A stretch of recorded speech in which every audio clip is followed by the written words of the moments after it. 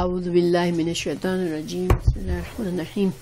پیچھے کے سبق میں ہم نے آیت 21 اور 22 میں ہم نے جانا کہ اللہ سبحانہ تعالیٰ نے خبر دی کہ اہل کتاب کے بارے میں ہمیں بتایا کہ ان میں سے ان کی خصوصیات میں سے یہ ہے کہ وہ انبیاء کو قتل کر دیتے تھے، اور نہ صرف انبیاء کو بلکہ ان لوگوں کو بھی قتل کر دیتے تھے جو ان کو انصاف کی روش اختیار کرنے کا حکم دیتے تھے۔ گویا وہ انصاف کے ساتھ رہنا، اللہ کے قانون کو فالو کرنا پسند کرتے ہی نہیں تھے۔ تو اب یہاں پر مزید مثال دی جا رہی ہے آیت نمبر 23 میں۔ انشاءاللہ ہم یہاں سے شروع کرتے ہیں۔ اعوذ باللہ من الشیطان الرجیم بسم اللہ الرحمن الرحیم۔ أَلَمْ تَرَ إِلَى الَّذِينَ أُوتُوا نَصِيبًا مِنَ الْكِتَابِ يُدْعَوْنَ إِلَى كِتَابِ اللَّهِ لِيَحْكُمَ بَيْنَهُمْ ثُمَّ يَتَوَلَّى فَرِيقٌ مِّنْهُمْ وَهُمْ مُعْرِضُونَ۔ کیا آپ نے انہیں دیکھا؟ آپ نے انہیں نہیں دیکھا جنہیں ایک حصہ کتاب کا دیا گیا تھا، وہ اپنے آپس کے فیصلوں کے لیے اللہ تعالیٰ کی کتاب کی طرف بلائے جاتے ہیں، پھر بھی ایک جماعت ان کی منہ پھیر کر لوٹ جاتی ہے۔ حیران ہو کر انسان کسی چیز پر کسی کو کہتا ہے کہ کیا تم نے دیکھا کیسا ہوا؟ تو یہاں پر یہ اس طرح سے بات کی گئی ہے، الم ترا، کیا نہیں تم نے دیکھا، الی الذین، ان لوگوں کی طرف، خطاب رسول اللہ صلی اللہ علیہ وسلم سے ہے کہ کیا آپ نے نہیں دیکھا ان لوگوں کی طرف،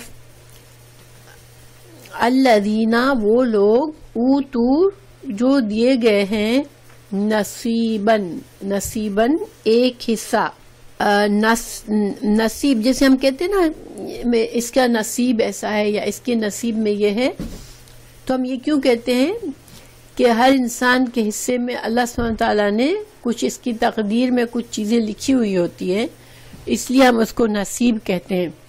تو نصیباً ایک حصہ، من الکتاب، کتاب میں سے، الکتاب یعنی اللہ سبحانہ تعالیٰ کی وہ کتاب جو لوح محفوظ میں ہے، یا قرآن بھی سمجھ سکتے ہیں۔ تو جو جن لوگوں کو اللہ کی کتاب کا ایک حصہ دیا گیا تھا، ان کی طرف کیا تم نے دیکھا، ان کے رویے کو دیکھا، یہ مطلب ہے۔ یدعونا، جب ان کو بلایا جاتا ہے، دعوت دینا، دعوت ہم دیتے ہیں کسی کو تو بلاتے ہیں نا، تو یدعونا، وہ بلائے جاتے ہیں، الی، طرف، کتاب اللہ، اللہ کی کتاب کی طرف، یعنی کہ قرآن کی طرف ان کو بلایا جاتا ہے۔ لیحکما، کیوں بلایا جاتا ہے؟ تاکہ فیصلہ کرے، بینہم، ان کے درمیان، ثم، پھر، یتولا، منہ موڑ دیتا ہے، فریقن، ایک گروہ، منہم، ان میں سے، وہم، اور وہ، موردون، اور وہ منہ موڑنے والے ہیں۔ تو مطلب اس آیت کا کیا ہوا کہ جب ان کو، ان لوگوں کو جن کو اللہ نے ایک حصہ دیا اپنی کتاب کا، ان کا رویہ دیکھو۔ تو حساب جو مطلب کیا ہے کہ تورات اور انجیل جو ہے وہ اصل میں اللہ سبحانہ تعالیٰ کی جو لوح محفوظ میں کتاب ہے، اسی میں سے کچھ حصے ہیں، ٹھیک ہے۔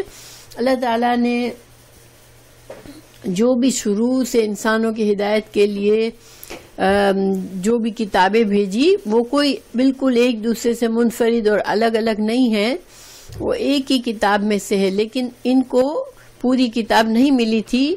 اللہ تعالیٰ نے دین کو گریجولی اتارا۔ جیسے اس کی کیا وجوہات ہیں؟ دیکھیں، انسان، پہلی بات یہ کہ انسان کی عقل کا ارتقاء وقت کے ساتھ ہوا ہے۔ آج کا انسان کی جو کمپلیکسٹی ہے وہ آج سے 5000 سال پہلے کے انسانوں میں نہیں تھی۔ تو اور دوسرا یہ کہ انسان کی عقل جس طرح سے بڑھتی ہے اس طرح سے پھر انسان کو اسی باریکی کے ساتھ بات کو سمجھنے کی ضرورت بھی ہوتی ہے.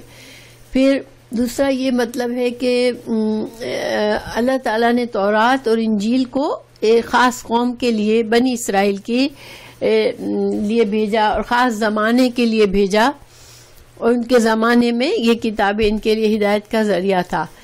تو اب قرآن جو ہے وہ تمام نوع انسان کے لیے ہے اور ہمیشہ کے لیے، یعنی قرآن جو ہے وہ مکمل کتاب ہے، قانون کی مکمل کتاب ہے، اللہ کی ہدایت کی مکمل کتاب ہے. اس میں پوری ہدایت موجود ہے اور پورے قانون موجود ہے. لیکن ان کی کتابیں یہ نہیں تھا کہ ان کے لیے ادھوری تھی، ٹھیک ہے، ان کے زمانے میں وہ بھی ان کے لیے پورا قانون تھا ان کی قوم کے لحاظ سے. اب یہ ہوا کہ وقت کے ساتھ ساتھ انہوں نے تورات اور انجیل میں تو تبدیلیاں بھی کر دی. اگر اس میں تحریف نہ ہوئی ہوتی کچھ بھی، تو تورات، انجیل اور قرآن کو اگر کمپیئر کیا جاتا تو یہ واضح ہو جاتا کہ یہ ساری ایک ہی کتاب کے مختلف جز ہیں. یعنی کہ دیکھیں، مثال کے طور پر ایک ہوتا ہے، ایک بک ہوتی ہے، ایک اس کا ایک چیپٹر ہوتا ہے. تو اگر چیپٹر کو الگ سے رکھا جائے، کتاب کے ساتھ، کتاب کے اندر جوڑ کے نہیں رکھا جائے، تو ایک چیپٹر جو ہوتا ہے وہ اس کتاب کا جز ہوتا ہے، ٹھیک ہے، اس کتاب کا جز، اور کتاب اس کے مقابلے میں کل ہوتی ہے، یعنی پوری کتاب یا اس کا ایک حصہ. تو یہی حیثیت قرآن اور تورات اور انجیل کی ہے کہ قرآن پوری کتاب ہے، وہ پوری انسانیت کے لیے کامل شریعت لے کے آئی ہے. قرآن پوری انسانیت کے لیے کامل شریعت لے کے آیا ہے، اور باقی کتابیں جزوی شریعت لے کے آئی ہیں، یعنی کہ مخصوص قوموں کے لیے مخصوص دور میں ہدایت اور شریعت کا ذریعہ تھی. تو یا پھر دیکھیں، اگر ہم یہ کہیں کہ ان کچھ باتیں اگر تورات اور انجیل میں پوری وضاحت جن کی ہمیں نہیں ملی، قرآن میں اس کی پوری وضاحت مل گئی. جیسے کہ انسان کی عقل آہستہ آہستہ جس طرح بڑھتی گئی، اس طرح اللہ تعالیٰ نے قرآن کے اندر مکمل علم بھی ڈال دیا. تو اللہ تعالیٰ فرما رہے ہیں کہ اب دیکھیں کہ ایک انسان اگر کتاب کا ایک جز پڑھتا ہے، ایک چیپٹر پڑھتا ہے، اس کے سامنے اگر پوری کتاب رکھ دی جائے تو وہ پہچان لے گا کہ یہ اسی کتاب کا جز ہے. اس کو وہ کمپلین نہیں کرے گا یا وہ فائٹ نہیں کرے گا. اس کو کتاب کا ایک چیپٹر پڑھا ہوا ہوگا تو اس کو پتا ہوگا کہ یہ اس کتاب کا حصہ ہے. اگر کتاب اس کے سامنے آئے گی تو پہچان لے گا. لیکن ان لوگوں کا یہ حال ہوا کہ جب قرآن آیا تو انہوں نے پہچان تو لیا، لیکن اپنے ضد میں اور اپنے عناد میں اس کو جھٹلا دیا کہ ہم اس کو نہیں مانتے. اگر ہم دیکھیں تو آپ صلی اللہ علیہ وسلم جب مدینہ ہجرت کر کے گئے تو وہاں پر 3 طرح کے لوگ تھے. ایک مسلمان تھے، ایک یہودی تھے، اور ایک مشرک تھے جو بت پرست تھے. تو مشرک عرب تھے. مگر ایک میثاق مدینہ ہوا جس کے تحت تمام قوموں نے، کیونکہ اب ایک ان کا سب کی ایک شہر میں رہ رہے ہیں. ایک مدینہ اس وقت ایک اسٹیٹ تھی اور یہ سب اس اسٹیٹ کے باشندے تھے. تو اس میں پھر ایک لا بنایا گیا، ٹھیک ہے، ایک میثاق مدینہ آپ صلی اللہ علیہ وسلم نے اس میں قائم کیا. اس کی رو سے کچھ انڈیویجول اختیارات دیے گئے، یہودیوں کو بھی اور مشرکین کو بھی اور مسلمانوں کو بھی، اور کچھ اجتماعی قانون تھے جس کے اوپر سارے پورے مدینہ کے تمام باشندوں کو ان کو فالو کرنا تھا. تو اسی طرح قانون کے فیصلے بھی تھے کہ آپ صلی اللہ علیہ وسلم جو تھے وہ ہیڈ آف اسٹیٹ تھے. تو جن معاملات کا تعلق، جن ڈسپیوٹ اور اختلافات کا تعلق اسٹیٹ لیول پر ہوتا تھا، ان کا فیصلہ آپ صلی اللہ علیہ وسلم کو کرنا ہوتا تھا. اور انڈیویجول جو ہر کمیونٹی کے اندر جو چھوٹے چھوٹے مسئلے مسائل اٹھتے تھے یا آپس کے کچھ قانونی ایشوز آتے تھے تو اس کا جزوی طور پر ان لوگوں کو اختیار تھا، جو اہل کتاب کو، مسلمانوں کو اور مشرکین کو. مسلمان تو خیر ہر صورت میں آپ صلی اللہ علیہ وسلم ہی کے احکامات کے پابند تھے اور اسلامی شریعت کے پابند تھے. تو اب ایسے میں وہ کیا کرتے تھے کہ آپ صلی اللہ علیہ وسلم کے فیصلے میں کے لیے وہ اس طرح سے سوچتے تھے کہ اگر آپ کا فیصلہ ہماری لیے زیادہ آسان ہوا، زیادہ ہماری مرضی کے مطابق ہوا تو ہم لیں گے. ان کا یہ ایٹیٹیوڈ تھا زبان سے. تو مطلب یہ کہ میثاق میں تو انہوں نے شامل ہوئے تھے وہ، لیکن یہ جو بنی یہودی تھے اور جو اہل کتاب تھے ان کا رویہ یہ تھا کہ ہم اسی بات کو مانیں گے جو ہمارے لیے فائدے کی ہوگی، اور جو بات ہماری شریعت کے مطابق ہماری شریعت میں ہمیں زیادہ لگا. اور ان کی شریعت بھی ظاہری بات ہے کہ ان کی شریعت میں بہت سی چیزیں انہوں نے اپنی مرضی کے مطابق تبدیل کر کے اپنی آسانی کی بنا لی تھی. تو اب وہ اپنی، پھر اس کا مطلب ہے کہ وہ اللہ کے قانون کو فالو کرنے کے بجائے وہ اپنے وہ جو تبدیل شدہ قوانین تھے اسی میں رہنا چاہتے تھے، اسی میں خوش تھے وہ. تو یہاں پر اللہ سبحانہ وتعالیٰ اس بات پر تنقید فرما رہے ہیں کہ ان کا یہ حال ہے کہ ان کو بلایا جاتا ہے کہ تم آؤ اللہ کی کتاب سے فیصلہ لو، تو وہ جو ہے وہ اس سے منہ موڑتے ہیں. اور دیکھیں قرآن کی جو اس میں ہمیں دو باتیں پتہ چلتی ہے. قرآن ایک تو ہدایت کی کتاب ہے، دوسرا قرآن قانون کی کتاب بھی ہے. شرعی لا ہمیں قرآن اور حدیث سے ملتے ہیں. تو ظاہری بات ہے کہ انسانوں کی ہدایت کے لیے جہاں ہمیں آداب بتائے گئے، جہاں ہمیں طور طریقے بتائے، اچھا اخلاق بتایا گیا، وہاں پر ایک کمیونٹی جہاں بھی رہتی ہے وہاں پہ قانون کی بھی ضرورت ہوتی ہے کہ کس قانون کو فالو کیا جائے گا. تو قرآن جو ہے وہ ہمارے لیے شریعت کا ذریعہ ہے، ہمارے لیے ایک اللہ تعالیٰ نے قانون بنایا ہے کہ اس قانون کو فالو کرنا ہے. ظاہر ہے جو انسان خود کو مسلمان کہتا ہے تو وہ پھر اللہ کی شریعت کا پابند بھی اس کو ہونا ضروری ہے. تو یہاں پر وہ پہچان لیتے تھے. یہاں پر اس ٹکڑے سے ہمیں پتہ چلتا ہے کہ دیکھیں وہ ثم یتولا فریقم، یعنی پھر یہ کیا کرتے تھے. یہاں پر ثم کا مطلب ہوتا ہے ایک چیز ہوئی اس کے بعد دوسری ہونا. ٹھیک ہے، اس نے مجھے مارا تو میں نے اس کو مارا. ٹھیک ہے، گویا کہ تو جو یہاں پر ہم نے لگایا وہ ثم کی طرح ہے کہ پہلے وہ عمل ہوا اس کے بعد یہ عمل ہوا. تو یہاں پر اللہ تعالیٰ فرما رہے ہیں کہ ان کو وہ جب ان کو بلایا جاتا ہے تو وہ ایک بات یہاں پہ جیسے لفظوں میں موجود نہیں ہے، اور عربی زبان میں ایسے ہوتا ہے کہ کچھ الفاظ کو لفظوں میں نہیں ہوتا، لیکن جب انسان کو عربک آتی ہوتی ہے، جن کو پتہ ہوتا ہے کہ یہ عربی کا اسلوب ہے، تو علماء بھی جانتے ہوتے کہ یہاں پر کیا مطلب چھپا ہوا تھا، کہ وہ اس کو جان لیتے ہیں کہ یہ صحیح حکم اللہ کی طرف سے ہے، لیکن پھر وہ منہ موڑ لیتے تھے.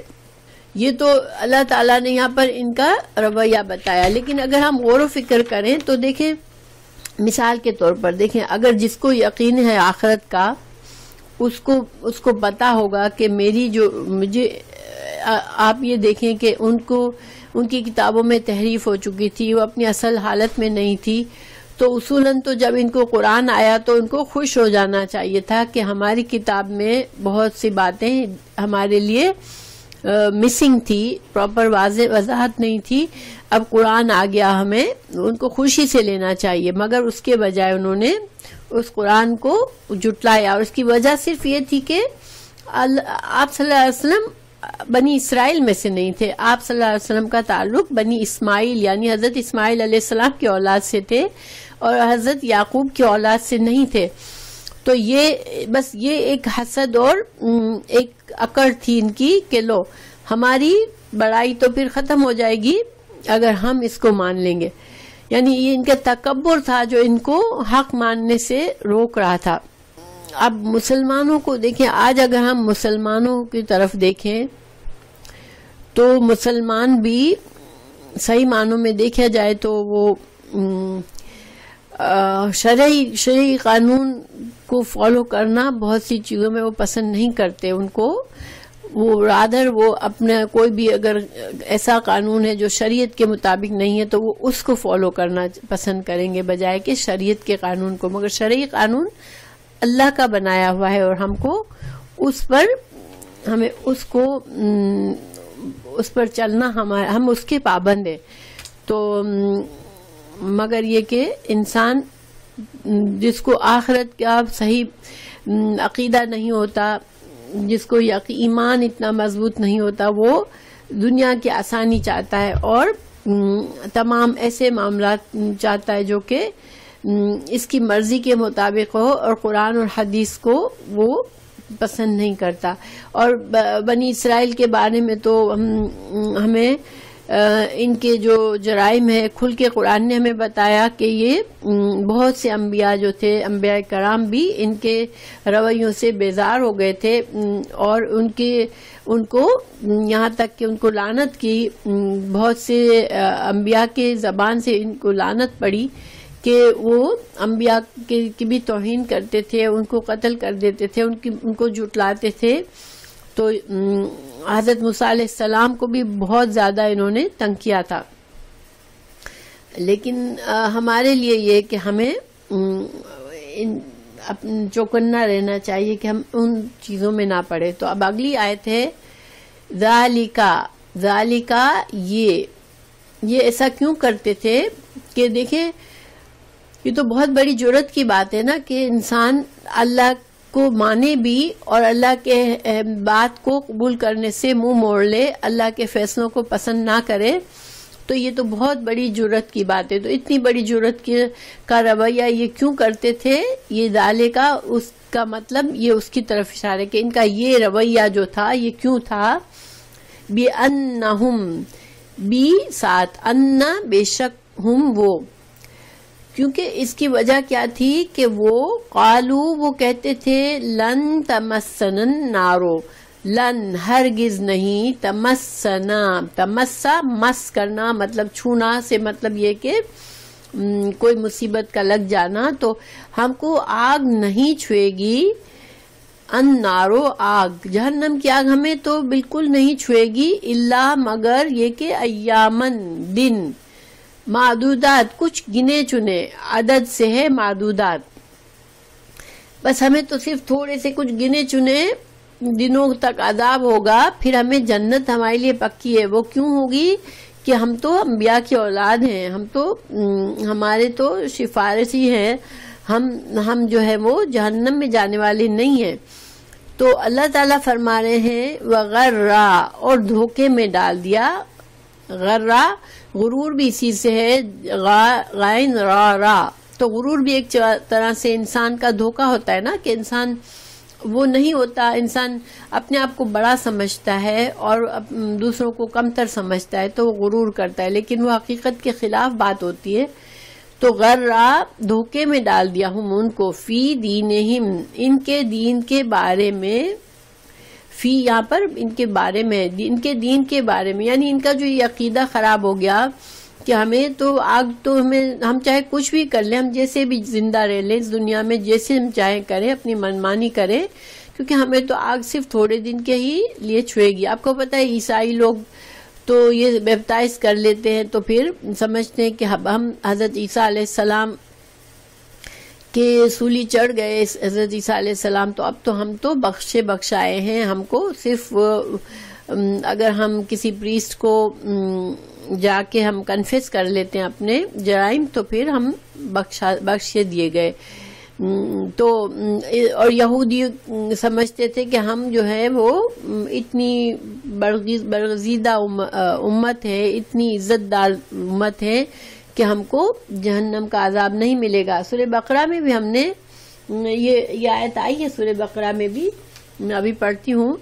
تو مگر یہ ایسا کیوں ہوا، ایسا ان کو اتنا یہ اس دھوکے میں کیوں رہے کہ ان کے کچھ بھی کر لیں وہ ان کو عذاب نہیں ہوگا.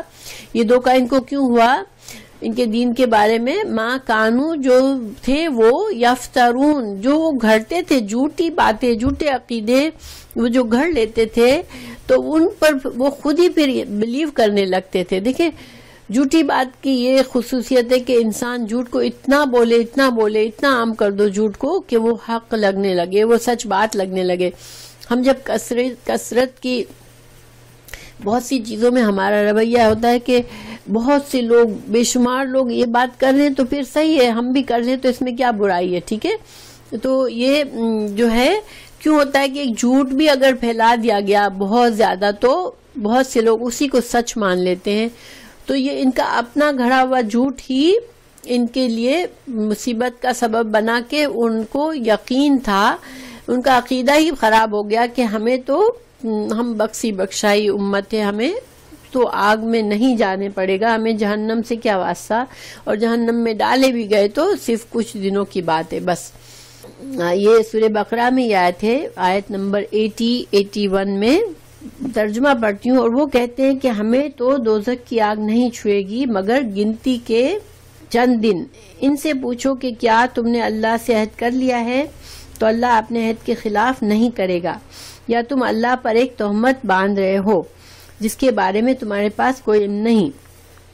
اصل معاملہ تو یوں ہے کہ جس نے گناہ کی کمائی کی اور اس گناہ نے اس کو اپنے اندر لپیٹ میں لے لیا تو یہی لوگ دوزخ والے ہیں، اس میں ہمیشہ رہیں گے. ہم بات کر رہے تھے پہلی آیت پر ہی ہیں ابھی کہ ان کو بنی اسرائیل کے بارے میں اللہ نے بتایا کہ یہ جو تھے وہ اللہ کی کتاب کی طرف کیوں نہیں آتے تھے، کہ ان کو یہ تھا کہ ہم کو جو ہے وہ دوزخ کی آگ نہیں چھوئے گی، ہم انبیاء کی اولاد ہیں، ہم تو چنے ہوئے لوگ ہیں، ہم اعلیٰ نسب لوگ ہیں، تو ہمیں جہنم کی آگ اگر آئی بھی، ہمیں جہنم میں ڈالا بھی گیا تو صرف شورٹ ٹائم کے لیے، کچھ دنوں کے لیے ڈال کے پھر ہمیں ہمیشہ کی جنت مل جائے گی. تو اس وجہ سے وہ اپنے عمل سے لاپرواہ تھے اور جس طرح سے بھی چاہتے تھے وہ اس دنیا میں رہنے کی اپنی من مانی کرتے تھے. آج مسلمانوں کو اگر ہم دیکھیں نا تو مسلمانوں میں بھی یہ بہت غلط عقیدے بہت سے آگے ہوئے ہیں کہ مسلمان سمجھتے ہیں، بہت سے مسلمان سمجھتے ہیں ہم مسلمان گھر میں پیدا ہو گئے تو ہم امت مسلمہ میں سے ہیں تو اب ہم کو کوئی فرق نہیں پڑتا، ہم جو ہیں وہ کلمہ گو لوگ ہیں، ہمیں شفاعت ملے گی اور ہمیں جنت ملے گی. یا کچھ لوگ کچھ پیر بابا کے اور کچھ اپنے پیروں یا پہنچے ہوئے لوگوں کو پکڑ لیتے ہیں کہ ہم تو ان کے مرید ہیں یا ہم ان کے فالوورز ہیں تو یہ ہماری شفاعت کریں گے. لیکن یہ ساری دھوکے والی بات ہے، کیونکہ آگے اللہ سبحانہ تعالیٰ فرمائیں گے. دیکھیں اللہ تعالیٰ فرما رہے ہیں کہ یہ لوگ سمجھتے ہیں کہ ہمیں جہنم نہیں ملے گی تو پھر ان کا کیا حال ہوگا. فَكَيْفَ، پھر تو کس طرح، پس کس طرح، اذا یعنی کیسا حال ہوگا ان کا، جو کچھ کر رہے ہیں تو اب ان کا کیا حال ہونا ہے. جیسے ایک طرح سے اذا، جب جمع کریں گے ہم ان کو، لی یومن، لی یہاں پر فی کے معنی میں، یعنی ایک دن، اس دن میں ان کا، اس دن میں یعنی قیامت کے دن میں ان کا کیا حال ہوگا. لا ریب فی، نہیں ہے کوئی شک جس میں، یعنی کہ قیامت کے آنے میں کوئی شک نہیں ہے تو اس دن ان کا کیا حال ہوگا. یہ آج تو خام خیالی میں بیٹھے ہوئے ہیں، غافل ہو کے بیٹھے ہیں، لیکن قیامت کے دن کا کیا حال ہوگا جبکہ وفیت پورا دیا جائے گا، کلو ہر ایک نفس کو، ماں جو کسبت انہوں نے کمائی کی. تو قیامت کے دن کیا حال ہوگا ان لوگوں کا جنہوں نے، اس دن وہ ہوگا کہ جس میں وہ حال، سب کا حال ایسا ہوگا، پورا دیا جائے گا، وفیت پورا دیا جائے گا ہر شخص کو، ہر نفس کو بدلہ پورا دیا جائے گا، ماں جو کسبت انہوں نے کمائی کی ہوگی، وہم اور وہ لا یظلمون اور ان پر ظلم نہیں ہوگا. تو اللہ تعالیٰ فرما رہے ہیں کہ لوگ جو غلط عقیدے میں اپنا دنیا کا وقت گزار رہے ہیں اور وہ جو دین کی بات کو قبول نہیں کرنا چاہتے، اللہ کے قوانین کا انکار کرتے ہیں، تو پھر اس دن کیا ہوگا جبکہ ہر انسان کی کمائی کام آئے گی اس کے، ٹھیک ہے، ہر انسان نے جو بھی کمائی کی ہوگی وہی اس کو ملے گا. یعنی یہاں پر کسبت، ماں کسبت سے کیا اشارہ ملتا ہے کہ انسان کے اعمال، نیک اعمال اور ایمان جو ہے وہ ہماری کمائی ہے. ہم جو کمائی کر کے جائیں گے ہمیں اسی کا بدلہ ملے گا. اس دن جس نے جو کمائی کی ہوگی وہی اس کو بدلہ ملے گا. تو جو انسان دھوکے میں رہا ہوگا اور جس نے کوئی کمائی نہیں کی ہوگی بلکہ وہ اس خام خیالی میں ہوگا کہ مجھے تو جنت میں میرے آباء و اجداد، میرے خاندان میں بڑے بڑے بزرگ پیدا ہوئے، میں ان کی اولادوں میں سے ہوں، تو پھر مجھے عمل کی ضرورت نہیں ہے، تو پھر ان کا کیا حال ہو جائے گا. وہ اس دھوکے میں وہ تو اپنی زندگی خراب کر کے آ گئے. تو ہمیں اس آیت سے کیا پتہ چلتا ہے کہ آخرت کی کامیابی کے لیے سب سے پہلی بات یہ کہ توحید کا یقین، ہمیں اللہ پر یقین ہونا چاہیے کہ وہی ہمارا خالق، مالک اور مدبر ہے. زبان سے، دل سے اور عمل سے ہم اس کی عمل بھی اسی کے مطابق کریں تاکہ ہم اپنے ثبوت دے ایمان کا. پھر تمام انبیاء پر ایمان لانا اور رسول اللہ صلی اللہ علیہ وسلم پر آخری نبی ماننا، آپ صلی اللہ علیہ وسلم کو، اور آپ پر ایمان لانا اور آپ کی شریعت کا پابند کرنا خود کو. اور شریعت جو ہے وہ ہماری قرآن اور حدیث کے مطابق ہے، تو ہم اس کا علم حاصل کریں اور اس پر عمل کریں. اور پھر یہ کہ گناہوں سے بچیں، اور گناہ ہو جائے تو اللہ سے فوراً استغفار کریں. اگر یہ ہمارا طریقہ ہوگا تو انشاءاللہ اللہ سبحانہ تعالی ہمارے لیے آخرت میں ہم پر رحم فرمائیں گے اور ہماری کچھ کمی کوتاہی کو معاف کر دیں گے. لیکن جو انسان اس جھوٹے اس میں رہا ہوگا کہ میں تو بس مسلمان ہوں، مسلمان گھر میں پیدا ہوا ہوں، تو بس میں تو امت محمد صلی اللہ علیہ وسلم کی امت میں سے ہوں، اور میرے لیے تو بس جنت پکی ہے. یا کوئی یہ کہے گا کہ میرے فلاں بزرگ ہے، میں ان کا مرید ہوں، تو میں ان کو فالو کرتا ہوں، تو پھر میرے لیے تو وہ شفاعت کر لیں گے. اس طرح کے ساری باتیں نہیں. اس لیے کہ یہاں اللہ تعالیٰ نے صرف کس چیز سے بیس کیا کہ کمائی، جو کمائی کر کے ہم جائیں گے اسی کے لحاظ سے ہمیں آخرت کا جزا اور سزا کا معاملہ ہے. اور یہی بات اللہ تعالیٰ نے سورہ بقرہ کی آیت میں بھی بتائی تھی بنی اسرائیل کو بھی اور ہمارے لیے بھی، کہ جو انسان اپنی، دیکھیں میں ایک بار پھر پڑھ لیتی ہوں یہ جو آیت تھی، اعوذ باللہ من الشیطان الرجیم، وقالوا لن تمسنا النار الا ایاما معدودہ. وہ کہتے ہیں، یعنی کہ بنی اسرائیل کہتے ہیں کہ ہم کو آگ نہیں چھوئے گی، جہنم کی آگ نہیں چھوئے گی سوائے اس لیے کہ چند دنوں کے لیے ہمیں کچھ عذاب ہوگا. قل، آپ کہہ دیجئے، اتخذتم عند اللہ عہدا، کیا تم نے اللہ سے کوئی عہدہ لے لیا ہے، کچھ وعدہ لے لیا ہے؟ اللہ نے کیا تم کو کوئی خاص طور سے وعدہ کر دیا ہے کہ اللہ تمہیں جنت ہی میں ڈالے گا، اور اب اللہ اپنے وعدے کے لیے پابند ہے کہ وہ تمہارے کچھ بھی کر کے آ جاؤ، تمہارے اعمال نہیں دیکھے گا بلکہ اپنا وعدہ پورا کر کے تم کو جنت میں ڈالے گا؟ تو اللہ تعالیٰ نے ایک طرح سے ان کو ڈانٹا، یا کہ ام تقولون علی اللہ ما لا تعلمون، کیا تم اللہ کے بارے میں ایسی باتیں کرتے ہو جس کا کوئی علم نہیں ہے؟ گویا کہ اللہ تعالیٰ انہوں نے جب کہا کہ ہمیں جہنم میں نہیں ڈالا جائے گا، تو پھر اللہ تعالیٰ ان کو ڈانٹ رہے کہ کیا تم اللہ کے بارے میں ایسی باتیں کرتے ہو جس کا تمہیں کوئی علم نہیں ہے. الا من کسب سیئۃ وحاطت بہ خطیئتہ، یہ سورہ بقرہ کی آیتیں پڑھ رہی ہوں میں 80 اور 81. اوکے، اللہ تعالیٰ نے اس آیت میں بھی واضح کر دیا کہ جو برے کام کر کے آئے گا اور وہ اپنے برے اعمال میں بالکل گر گیا ہوگا، تو پھر اس کو جہنم میں جانا پڑے گا، وہ ہمیشہ وہیں رہے گا. تو یہ وہاں بھی یہ بات کہی گئی اور یہاں بھی ان آیات میں بھی یہی کہا گیا کہ ان کے جھوٹے عقیدوں نے ان کو دھوکے میں ڈالا، اور اب جہنم، اب جو ہے قیامت کے دن ان کا کیا حال ہوگا جب ان کو پتہ چلے گا کہ ہم تو جھوٹے عقیدوں میں زندگی گزار کر آگے اور عمل میں کوتاہی کر دی، ایمان میں کوتاہی کر دی. تو مسلمانوں کے لیے کیا سبق ہے کہ دیکھیں اصل چیز انسان کا ایمان اور عمل ہے.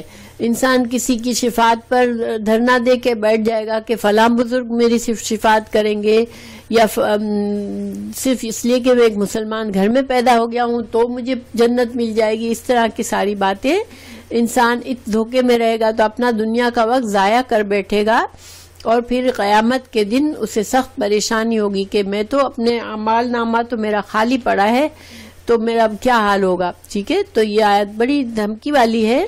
اہل کتاب کے لیے ہی صرف نہیں ہے، ہمارے لیے ظاہری بات ہے قرآن ہمارے لیے تو صرف مثالیں ہیں ان کی. تو انہوں نے جو کیا وہ تو ان کا معاملہ ہے، اب وہ اپنا عمل کر کے پورا چلے گئے، مگر ہم کو اس سے سبق سیکھنا ہے انشاءاللہ. پھر اللہ تعالیٰ آگے فرما رہے ہیں قل اللہم، قل کہہ دیجئے، اللہم اے اللہ، مالک الملک، تو بادشاہ ہے، بادشاہت کے مالک، تو تل ملکا، تو دیتا ہے بادشاہت، من تشاء جس کو تو چاہتا ہے، وتنزع اور چھین لیتا ہے، الملکا بادشاہت، ممن جس سے تو تشاء تو چاہتا ہے، وتعز من تشاء تو عزت دیتا ہے جس کو تو چاہتا ہے، وتذل من تشاء اور جس کو ذلیل کرنا چاہتا ہے اس کو تو ذلیل کرتا ہے. بیدکل، بی تیرے ساتھ، یعنی کہ میں ہاتھ میں، بیدکا تیرے ہاتھ میں، الخیر بھلائی ہے. اچھا، بیدکا الخیر جو ہے نا، یہاں پر اصل جو اردو میں جو عربی میں جو لکھا جاتا ہے وہ ہوتا ہے الخیر بیدک، کہ تیرے خیر جو ہے تیرے ہاتھ میں ہے، مگر یہاں پر بیدک کو آگے کر دیا. جیسے دیکھیں میں نے ایاک نعبد و ایاک نستعین میں آپ کو سمجھایا تھا کہ نعبد کا کو ایاک نعبد صرف تیری، یعنی کہ ایاک کو پہلے ڈالنے سے حصر آ گیا، یعنی صرف تیری. ٹھیک ہے، صرف کا معنی آ گیا، تو یہاں بھی صرف کا معنی آتا ہے بیدک الخیر، صرف تیرے ہی ہاتھ میں خیر ہے، یعنی تمام بھلائی کا خالق صرف اللہ ہی ہے. انسان کو جو بھی فائدہ پہنچ سکتا ہے وہ صرف اللہ کے اذن سے پہنچ سکتا ہے.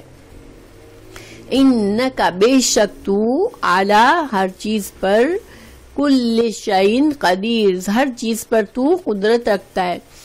یہ آیت بہت زبردست اللہ سبحانہ تعالیٰ کی اس میں بے پناہ قوت اور طاقت کا اظہار ہے. اور یہاں پر جو اس سبق میں اس کا کیسے تعلق ہے، دیکھیں پیچھے چونکہ بتایا دیا گیا، جو انسان جو ہے جو بنی اسرائیل کی بات چل رہی تھی کہ انہوں نے دین کو نہیں مانا. اب قرآن ان کو سامنے پیش کیا گیا، انہوں نے قرآن کو نہیں مانا، اور وہ جو ہے اس کی وجہ کیا تھی کہ حسد میں تھے، ضد میں تھے کہ ہمارے بنی اسرائیل میں یہ رسول صلی اللہ علیہ وسلم نہیں آئے تو ہم نہیں مانیں گے. تو اللہ تعالیٰ یہاں پر ایک تو یہ بات ہے کہ اللہ تعالیٰ خیر، تمام خیر اللہ ہی کی طرف سے ہے، تو اللہ اپنی خیر جسے چاہے اسے دے دے. تو پھر اب یہ پہلے اللہ نے بنی اسرائیل کو چنی ہوئی امت بنایا تھا، تو اب یہ امت مسلمہ کو چنی ہوئی امت بنا دیا، اور اللہ تعالیٰ نے یہ نبی صلی اللہ علیہ وسلم کو چن لیا آخری نبی بنانے کے لیے. تو یہ اللہ کا فضل ہے، اللہ کی ملک ہے، اللہ جسے چاہے دے، اور کوئی اس پر اعتراض کرنے والا نہیں ہے، کوئی اس پر اعتراض نہیں کر سکتا. ایک طرح سے علماء کہتے ہیں کہ اس آیت میں امامت کی تبدیلی کی ایک خبر دی گئی ہے، یعنی کہ اب جو ہے مسلمان جو ہے وہ چنی ہوئی امت ہوگی. اب بنی اسرائیل جو ہے وہ اس منصب سے ہٹا دیے گئے. ٹھیک ہے، ایک تو یہ بات ہے. دوسرے یہ کہ یہاں پر یہ خبر نہیں دی اللہ نے، بلکہ ہمیں یہ دعا مانگنے کے لیے کہا ہے. دیکھیے قل کہہ دیجئے، اللہم، ہم ساری دعا اللہم سے شروع کرتے ہیں نا، اللہم مینس اے اللہ، پھر ہم آگے ہم کوئی دعا مانگتے ہیں. تو یہاں پر یہ دعا کی طرح سے سکھائی ہے اللہ نے ہمیں. تو یہ پاورفل اللہ سبحانہ تعالیٰ کی قدرت اور طاقت کا اظہار ہمیں دعا کے صورت میں سکھایا. اور یہ اس میں جو میسج چھپا ہوا ہے کہ اب امت مسلمہ جو ہے وہ اللہ کے فضل جو تھا، نبوت، دیکھیں نبوت ملنا، اللہ کی شریعت ملنا، یہ اللہ کا فضل ہے. ٹھیک ہے، یہ بہت بڑا فضل ہے، اس کو انسان معمولی نہ سمجھے. ہدایت ملنا، کیونکہ یہی دنیا اور آخرت کی کامیابی کا ذریعہ ہے. تو اللہ تعالیٰ نے یہاں پر ہمیں ایک طرح سے اشارہ دیا کہ یہ اب جو چنی ہوئی امت جس کی ذمہ داری کیا ہے کہ اللہ کی شریعت کو سیکھے، سمجھے، اس پہ خود بھی عمل کرے اور لوگوں کو بھی پہنچائے، اور اللہ کی دنیا پہ اللہ کا قانون، شریعت کا قانون نافذ کرے. ٹھیک ہے، تو یہ جو چنی ہوئی امت کا اعزاز ہے، جو بڑا منصب ہے، وہ بڑی ذمہ داری ہے، مگر عزت والی کام ہے. بہت سب سے بڑا عزت دار معاملہ ہے. اللہ تعالیٰ کا سب سے بڑا فضل ہے ہمیں مل رہا ہے ہمیں یہاں پر. تو ہمیں فخر سے نہیں لینا، بلکہ اللہ سے دعا مانگنی ہے کہ عاجزی سے لینا ہے. ٹھیک ہے، جب انسان دیکھیں دعا ہم مانگتے تو ہم کیا ہوتے ہیں، ہم اپنے اللہ سے عاجزی کا اظہار کر رہے ہوتے ہیں نا، کہ اللہ میرے پاس تو کچھ بھی نہیں ہے، تو مجھے دے.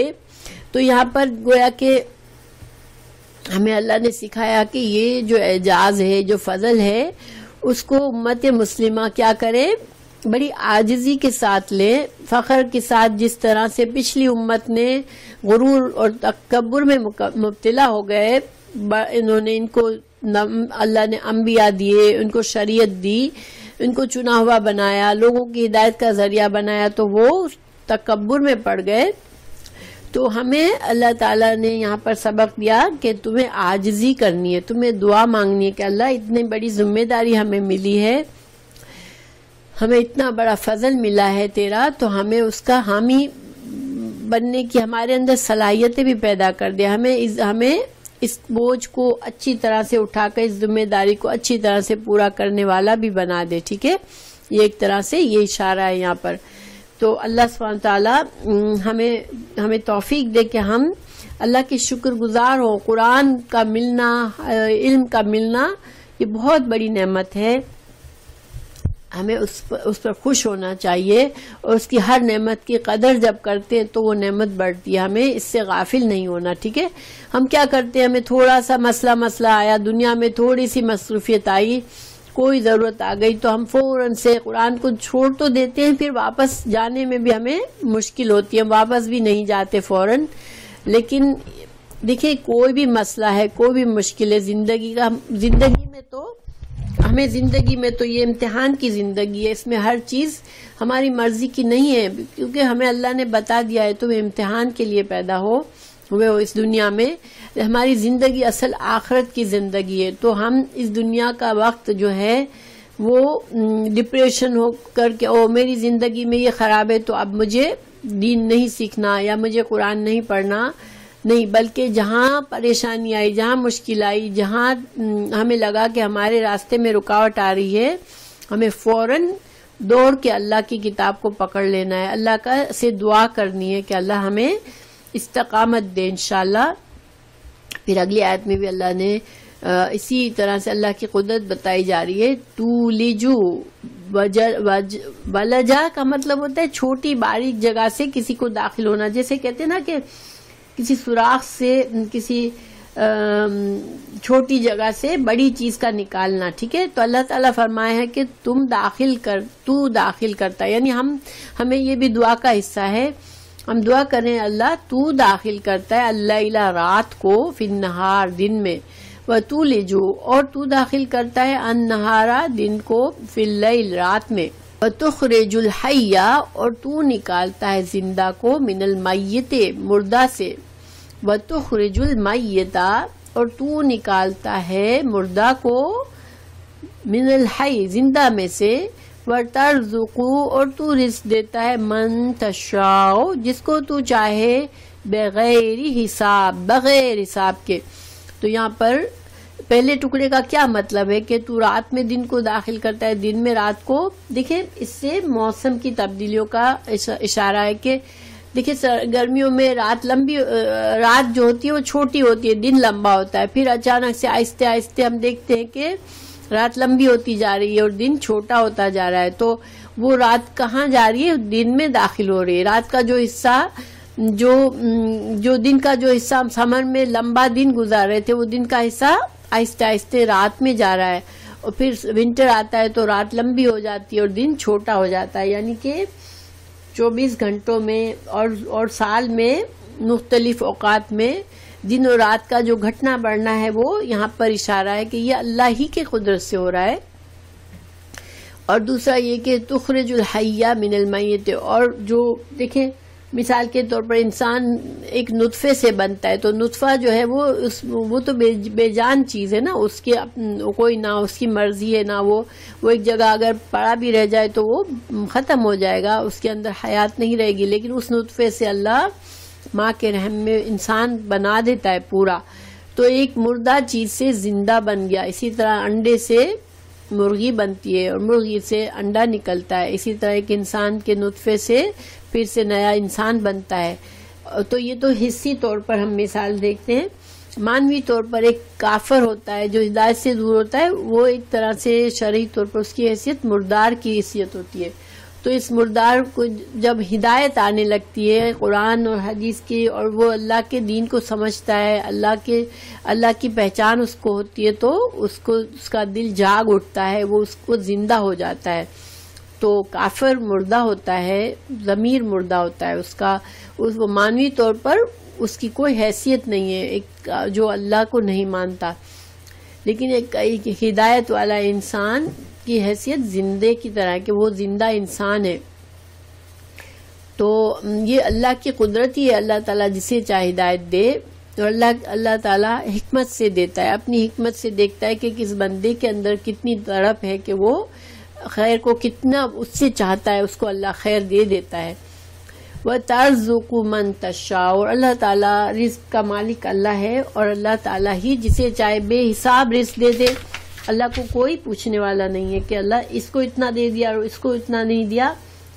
تو یہ آیات میں ہمیں بہت سی چیزیں الحمدللہ ملتی ہے، اور یہ آیت کا ایک فائدہ یہ ہے کہ اس کے بارے میں حدیث ہے کہ رسول اللہ صلی اللہ علیہ وسلم نے حضرت معاذ بن جبل کو نے حضرت رسول اللہ صلی اللہ علیہ وسلم سے شکایت کی کہ مجھے بہت قرضہ ہے مجھ پر، تو آپ صلی اللہ علیہ وسلم نے ان کو سکھایا کہ آپ یہ آیات پڑھیں سورہ آل عمران کی، اور پھر آپ دعا مانگے، تو دعا بھی سکھائی۔ وہ دعا میں نے آپ لوگوں کو بھیج دی ہے ہوم ورک کے پیج پر، انشاءاللہ اگر آپ دیکھیں تو نیچے یہ دعا لکھی ہوئی ہے، ٹھیک ہے، ہوم ورک کے پیج پہ سوالات بھی ہیں اور دعا بھی ہے۔ میں ایک بار پڑھتی ہوں یہ دعا۔ رحمان الدنیا و رحیمہا، اے دنیا کے رحمان اور دنیا کے رحیم، یعنی دنیا جو ہے قائم کس لیے کہ اللہ کی رحمت سے ہے، اللہ تعالی رحمان ہے، اللہ رحیم ہے۔ تعطی من تشاء منہا، اللہ تو اپنی رحمت میں سے جسے چاہتا ہے اسے عطا کرتا ہے۔ وتمنع، اور تو روکتا ہے، من تشاء، جس سے تو چاہتا ہے اسے تو اپنی رحمت کو روک لیتا ہے۔ ارحمنی، اللہ مجھ پر رحم فرما، رحمتن، اپنی رحمت، تغنینی، مجھے جو غنی کر دے، مجھے بے نیاز کر دے، ایسی رحمت مجھے عطا کر دے اپنی جو مجھے بہا ان رحمتی من سواک، تیرے سوا ہر کسی کی فیور سے میں بالکل بے نیاز ہو جاؤں، مجھے کسی بندے سے کوئی فیور کی ضرورت ہی نہ رہے، اتنی تو مجھ پر رحم کر دے، اتنی میرے رزق میں یا میرے معاملات میں برکت کر دے۔ اللہم، اے اللہ، اغنینی، مجھے تو غنی کر دے، من الفقر، فقر سے، مجھ سے فقر دور۔ فقر کیا ہوتی ہے؟ تنگ دستی اور کمی، جو مال کی کمی ہوتی ہے انسان کی، تو اللہ تعالیٰ مجھ سے فقر کو دور کر دے، مجھے بے نیاز کر دے۔ وقض عنی الدین، اور میرا قرض ادا کروا دے۔ اور دوسری حدیث بھی موجود ہے کہ اس دعا سے ہر کے برابر بھی اگر کسی پر قرضہ ہے تو وہ اس دعا سے مسلسل اس کا قرضہ اللہ تعالیٰ اپنے فضل سے اس کو ادا کروا دے گا۔ تو اللہ تعالیٰ ہمیں سمجھنے سوچنے کی توفیق دے اور عمل کرنے کی توفیق دے۔